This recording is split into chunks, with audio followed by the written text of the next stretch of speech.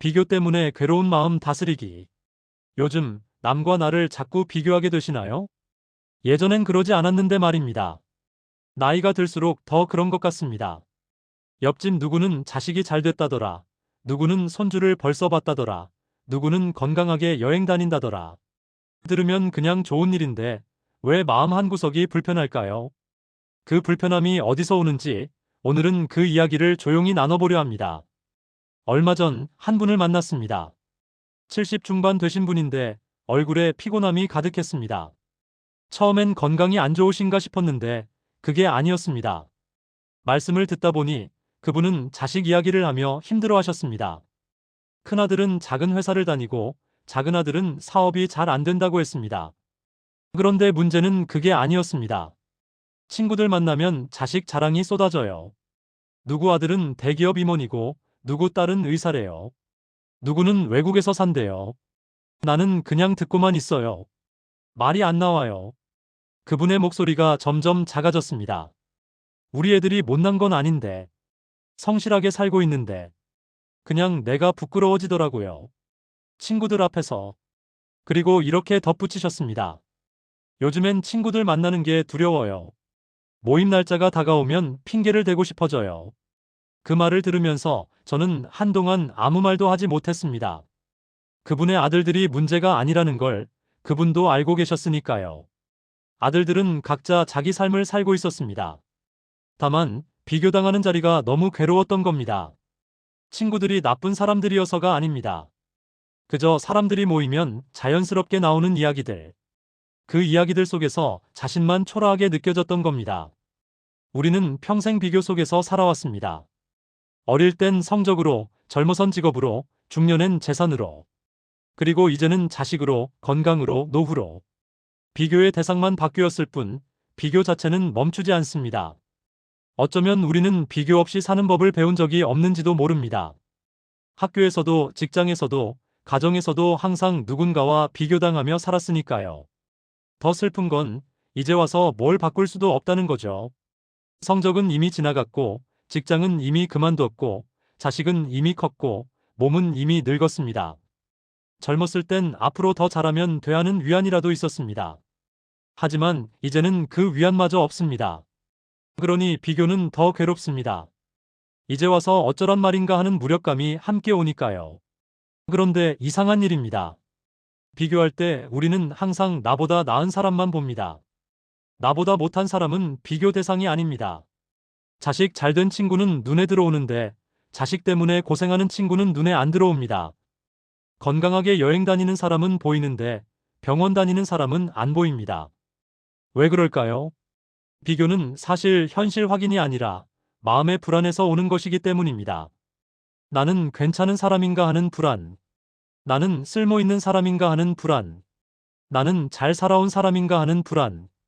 그 불안이 자꾸 남을 들여다보게 만듭니다. 그리고 남을 볼수록 불안은 더 커집니다.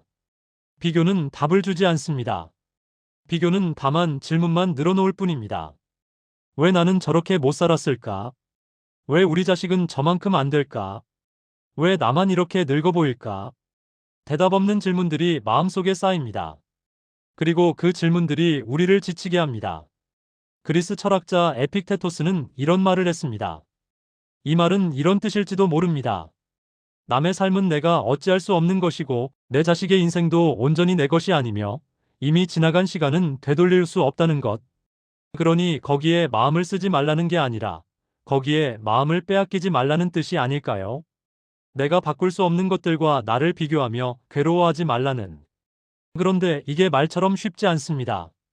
비교는 의지로 멈추는 게 아니니까요. 아침에 눈을 뜨면 자동으로 시작됩니다. 친구를 만나면 자동으로 비교가 시작되고 TV를 켜면 남의 화려한 삶이 보이고 자식과 통화를 하면 왜 우리는 이럴까 하는 생각이 듭니다. 심지어 아무 생각 없이 걷다가도 젊은 사람들을 보면 나도 저랬는데 하는 생각이 듭니다. 그럼 어떻게 해야 할까요? 비교를 완전히 없앨 수는 없습니다. 사람이 사람인 이상 비교는 계속될 겁니다. 다만 비교가 왔을 때 잠깐 멈출 수는 있습니다. 아, 지금 내가 비교하고 있구나 하고 알아차리는 것만으로도 괴로움은 조금 줄어듭니다. 왜냐하면 그 순간 비교에 휩쓸리는 대신 비교를 바라보게 되니까요. 비교는 내가 아니라 그냥 마음속에 일어난 하나의 생각일 뿐입니다. 구름이 하늘을 지나가듯 비교도 그저 마음을 지나가는 겁니다. 구름을 붙잡을 수 없듯 비교를 붙잡을 필요도 없습니다. 다만 지나가게 두면 됩니다. 사실을 말씀드리면 남들도 별로 행복하지 않습니다. 자식 자랑하는 친구도 집에 가면 소가리가 있습니다. 아들이 대기업 다닌다는 그 친구도 아들이 결혼을 안 한다고 걱정합니다. 딸이 의사라는 그 친구도 딸이 너무 바빠서 얼굴도 못 본다고 합니다. 건강해 보이는 사람도 혼자 있을 땐 외로움을 느낍니다. 여행 사진을 자랑하는 사람도 사진 찍지 않는 순간엔 공허함을 느낍니다. 우리는 남의 것만 보고 비교하지만 남도 우리 것만 보며 부러워할지 모릅니다. 너는 자식들이 가까이 있어서 좋겠다. 너는 욕심이 없어 보여서 편해 보인다. 너는 조용히 사는 게 보기 좋다. 우리가 듣지 못하는 말들이 있을지 모릅니다. 그러니 비교는 사실 허상입니다.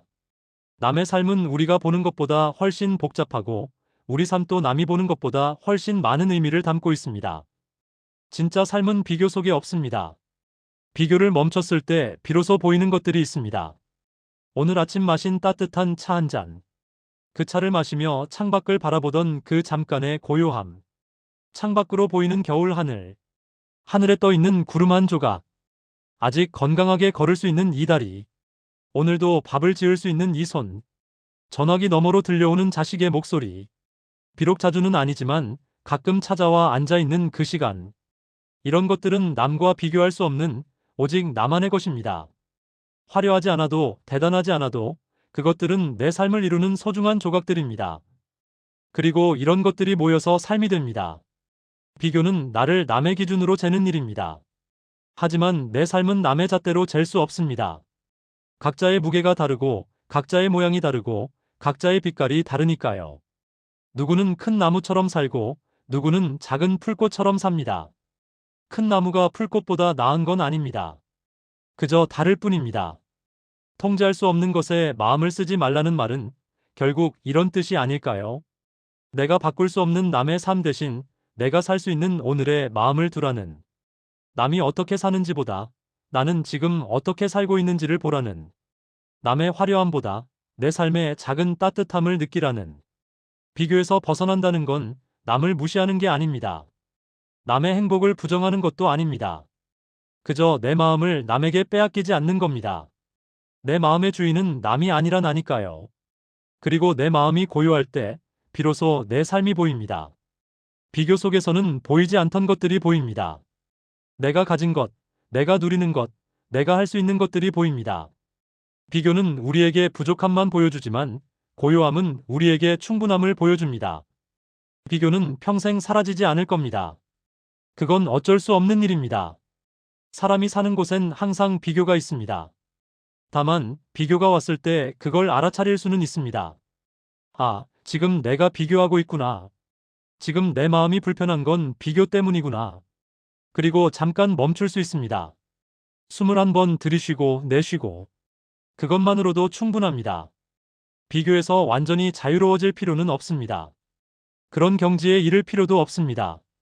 다만 비교에 온전히 잠식되지 않으면 됩니다. 비교가 내 삶 전체를 집어삼키지 않으면 됩니다. 친구가 자식 자랑을 해도 괜찮습니다. 그 이야기를 들으면서도 내 마음 한구석은 고요할 수 있습니다. 그분은 그분대로 사시는구나 하고 바라볼 수 있습니다. 그분도 그분의 고민이 있겠지 하고 생각할 수 있습니다. 그리고 집에 돌아와서는 내 삶을 살면 됩니다. 크지 않아도 괜찮고 화려하지 않아도 괜찮은 나의 삶을, 시끄럽지 않아도 괜찮고 대단하지 않아도 괜찮은 나의 하루를. 비교는 밖에서 일어나지만 괴로움은 안에서 일어납니다. 누가 나를 비교하는 게 아니라 내가 나를 비교합니다. 그러니 밖을 바꾸려 하지 말고 안을 조금씩 다독이면 됩니다.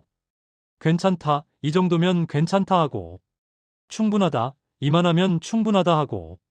통제할 수 없는 것들이 많습니다. 남의 삶, 자식의 선택, 지나간 시간, 늙어가는 몸, 바뀌지 않는 상황. 그 모든 것을 내 마음대로 할 수 없습니다. 세상은 내 뜻대로 움직이지 않습니다. 하지만 한 가지는 할 수 있습니다. 지금, 이 순간, 내 마음을 어디에 둘지는 내가 정할 수 있습니다. 비교에 둘지, 고요함에 둘지, 남의 삶에 둘지, 내 삶에 둘지, 불만에 둘지, 감사에 둘지, 그건 언제나 내가 선택할 수 있는 일입니다. 아무도 빼앗아갈 수 없는 자유입니다. 어쩌면 나이가 든다는 건 이걸 조금씩 깨달아가는 과정인지도 모릅니다. 남과 비교하며 애쓰는 대신 내 삶을 고요히 바라보는 법을 배워가는 것. 그게 나이 드는 일의 의미일지도 모릅니다. 젊었을 땐 몰랐던 것들을 이제 알아갑니다. 화려한 게 전부가 아니라는 것, 빠른 게 좋은 게 아니라는 것, 많은 게 행복이 아니라는 것, 그리고 비교 없이도 삶은 충분히 아름다울 수 있다는 것. 오늘은 이 생각 하나만 마음에 두셔도 충분합니다. 비교는 나를 남의 삶 속에 가두지만 고요함은 나를 내 삶으로 돌려보낸다는 것. 그리고 내 삶은 비교 없이도 충분히 의미 있다는 것. 남과 비교하지 않아도 당신은 이미 충분합니다. 당신이 살아온 시간들, 당신이 겪어온 일들, 당신이 느껴온 감정들. 그 모든 것이 당신의 삶을 만들었습니다. 그리고 그 삶은 누구와도 바꿀 수 없는 당신만의 것입니다. 그냥 그대로 충분합니다. 비교하지 않아도 괜찮습니다. 오늘 하루도 당신은 잘 살아내고 계십니다.